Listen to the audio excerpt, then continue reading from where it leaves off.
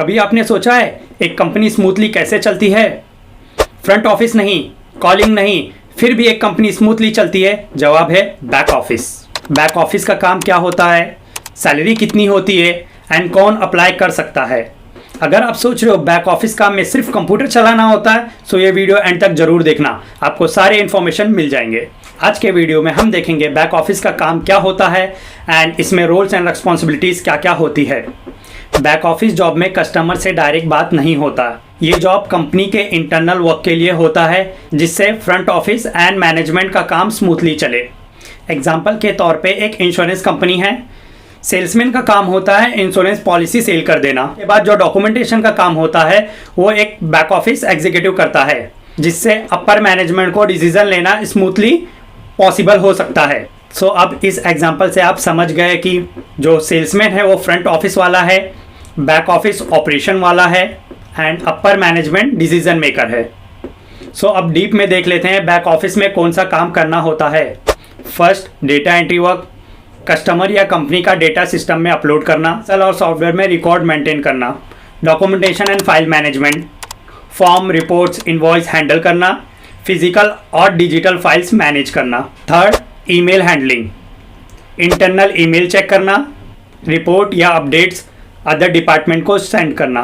Fourth, MIS Excel report बनाना, daily weekly reports बनाना, attendance, sales, performance data बनाना। Fifth, coordination work, अपने internal department के साथ कोऑर्डिनेशन करना। एग्जांपल, HR को डेटा चाहिए तो HR को डेटा रिपोर्ट सेंड कर देना, सेल्समैन को डेटा चाहिए प्रीवियस कस्टमर के डेटा सो वो शेयर कर देना, मैनेजमेंट को रिपोर्ट चाहिए तो वो शेयर कर देना।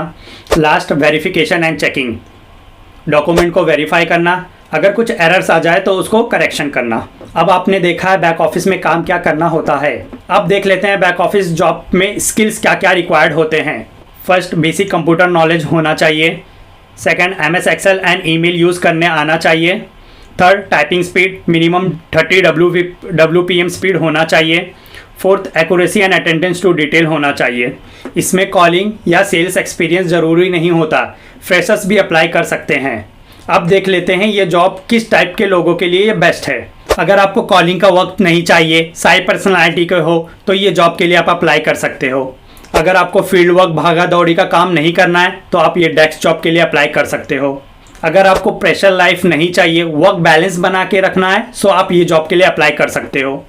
अगर आपको प्रेशर नहीं झेलना है, वर्क लाइफ बैलेंस करके चलना है सो ये जॉब आपके लिए बेस्ट है। अब देख लेते हैं बैक ऑफिस की सैलरी कितनी होती है।